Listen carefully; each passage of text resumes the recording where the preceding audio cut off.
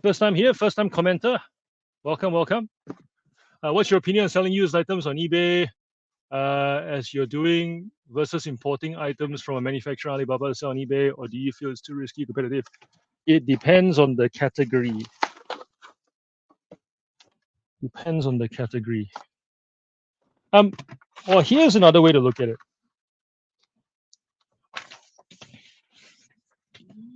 How equipped are you to run? You know, how equipped are you to work at a fast pace, to get your business up and running, make sure it's organized?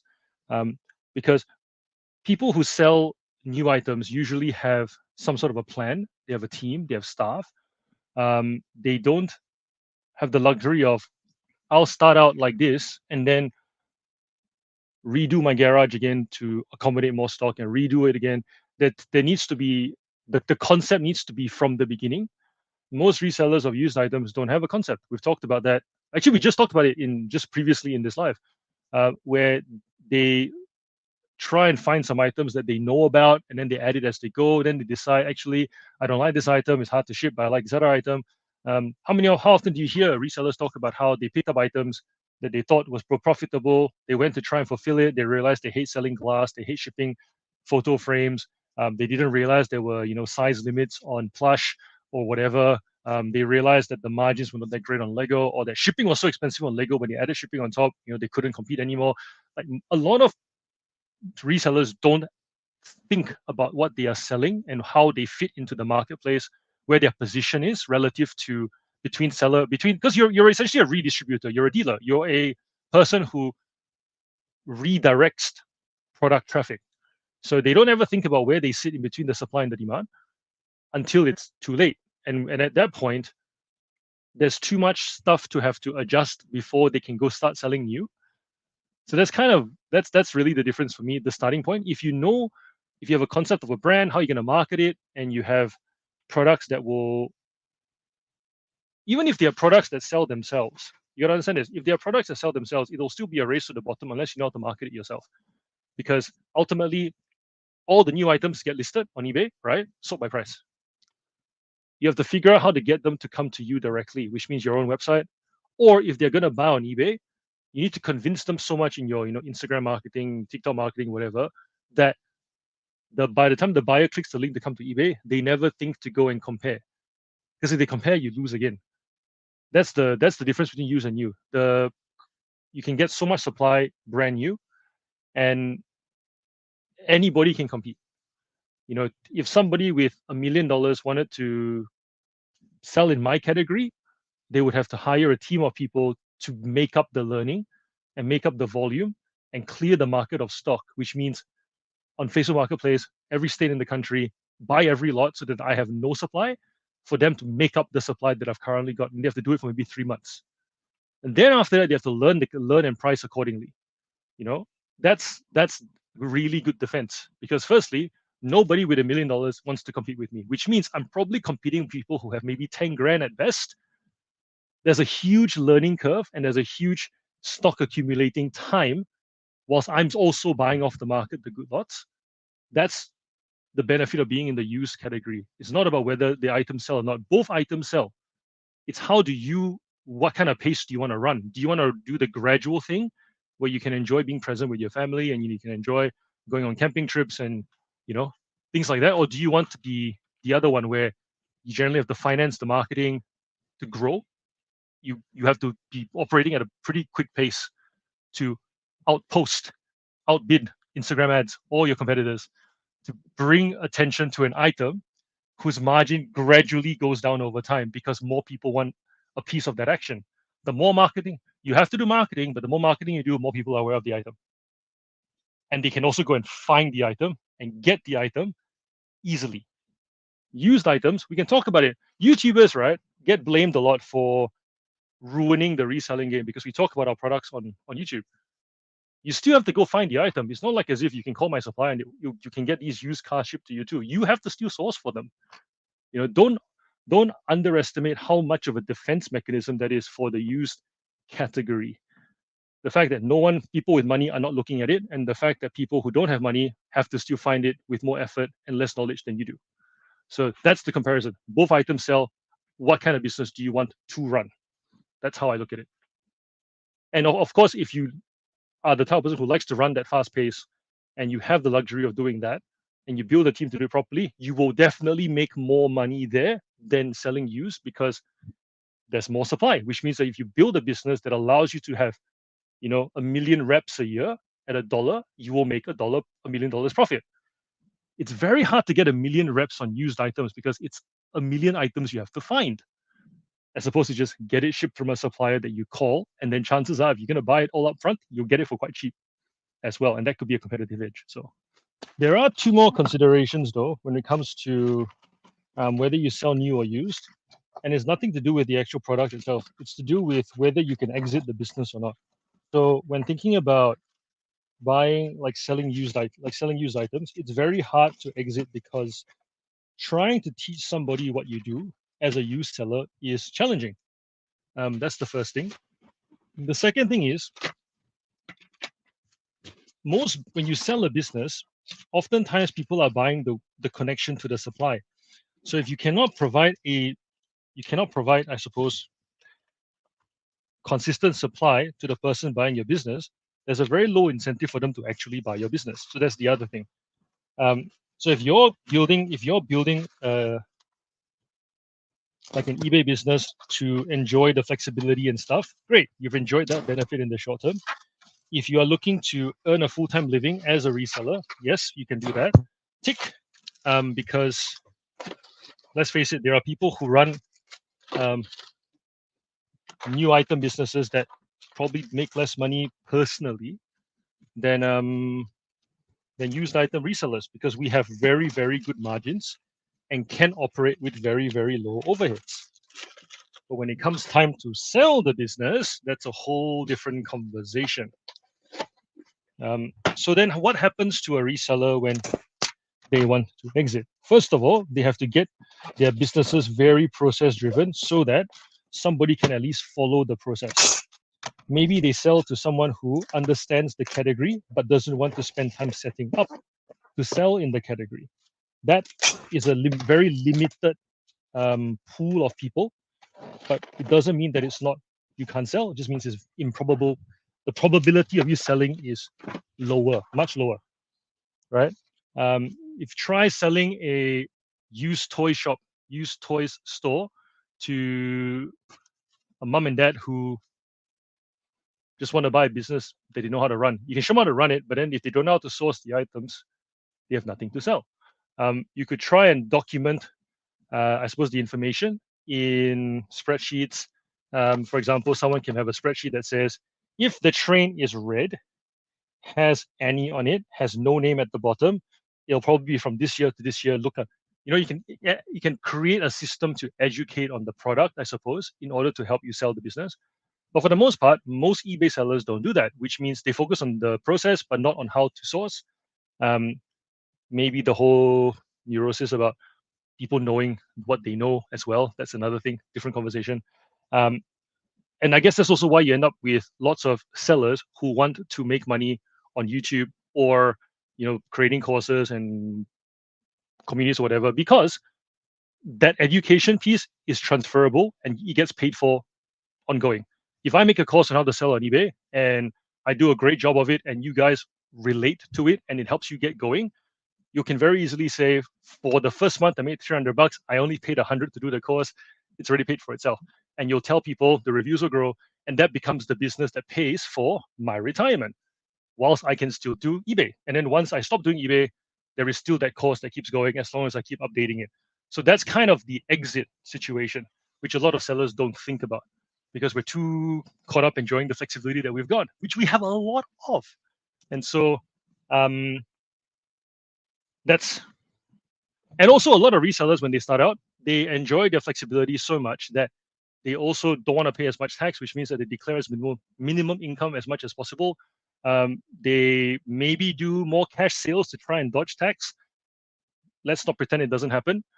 But what that prevents them from doing is building up actual capital to buy investments. So it's very rare that you'll see resellers actually buying, 2, 3, 4 properties down the line because they haven't actually built up their income to borrow and they haven't built up the savings needed to actually put down a deposit.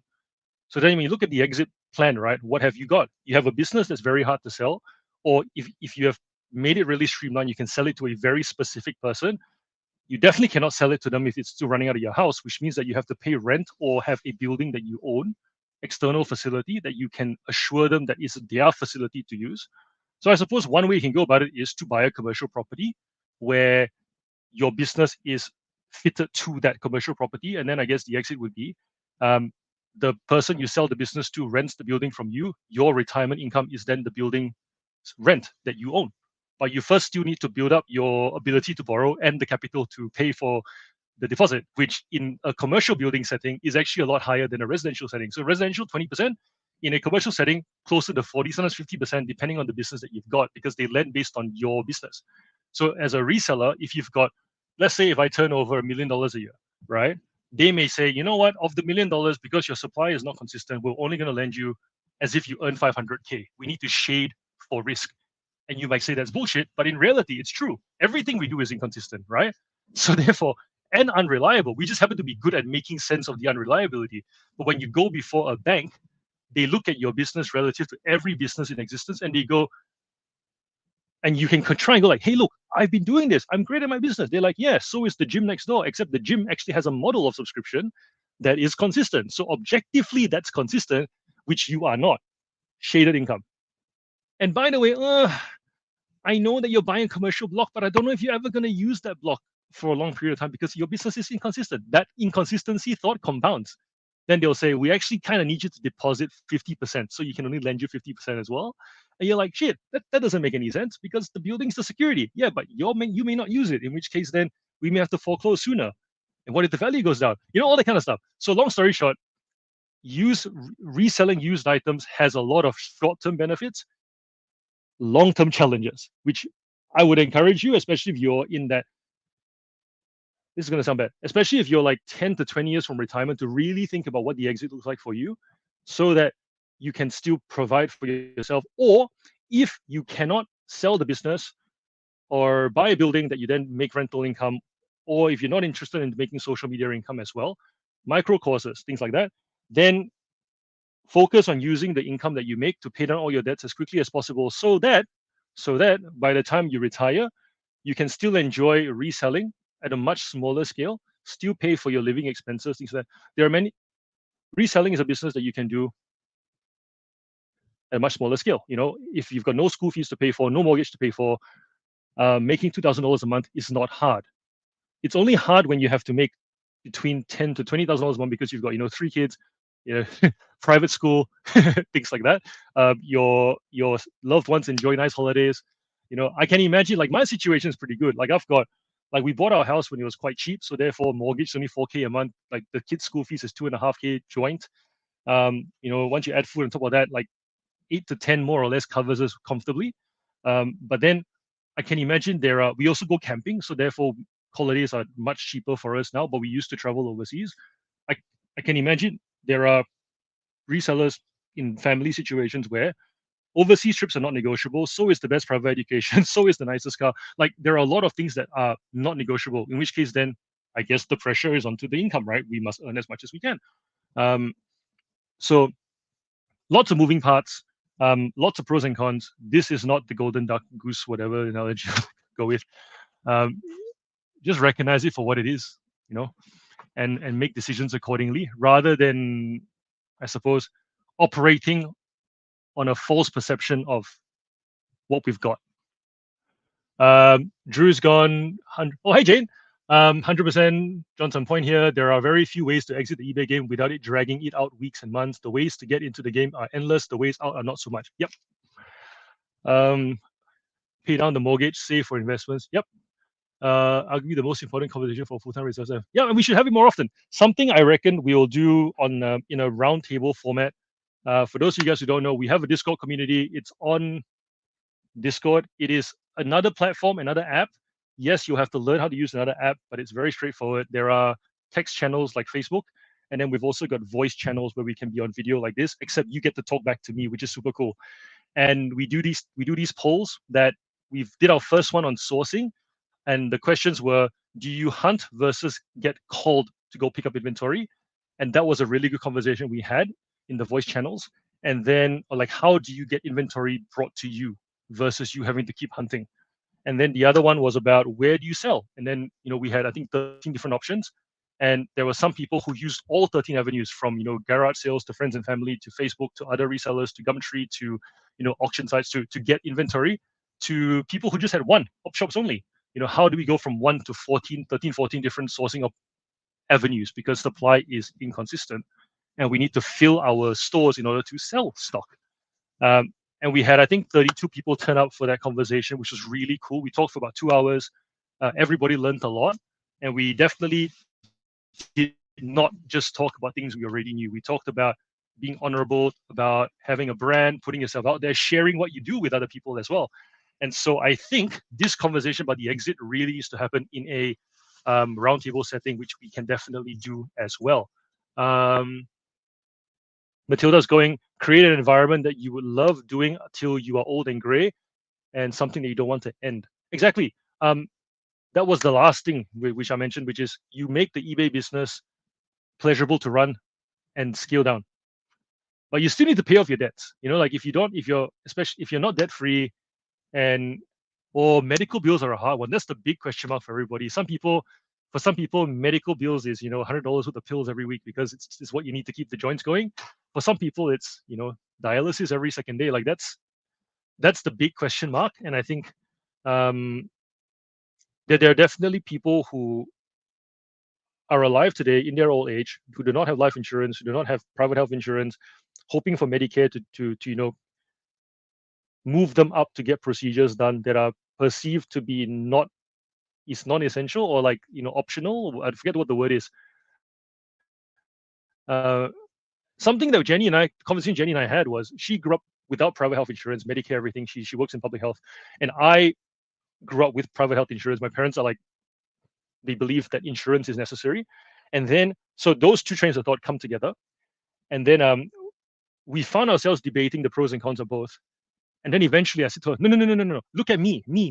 Do you really think me, okay, not me with a dislocated knee or a banged up hip, will actually still wake up to go to work? Or do you think I'm going to sook like a man child and really struggle to actually be present and be a good husband? I want to get this procedure done. I don't want to wait for Medicare to do it for me. And she's like, oh yeah, good point. And that's the point. You can debate all those things at the top. Same with the new versus used situation, right? Cheesecake, cheesy McCheesy face. Like you can talk about all this stuff at the top level. It ultimately has to go, hey, me, look at me. Do I look like the kind of person who will actually do all those things that are necessary to make this thing work? No. Therefore, this is the thing we do. Anywho, thank you so much for your generous answer. Will this video be available after your live stream to go back and listen? I'm trying to listen. I'll cut it up.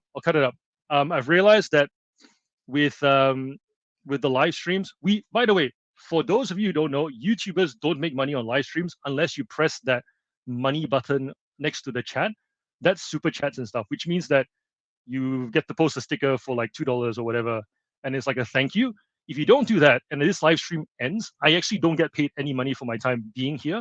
So then I need to cut this up into segments, put it up on YouTube, and hope that the views get me money, which also isn't that much. So my main purpose being here is to tell you guys about our community so you guys can hit there, which is currently still very, very much free.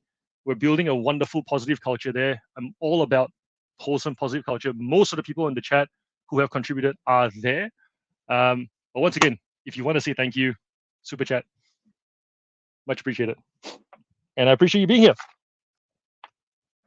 Thank you, everyone, for being here. Thank you for participating in the stream, giving us great topics to talk about. And I'll see you all next Wednesday. Support your fellow YouTubers.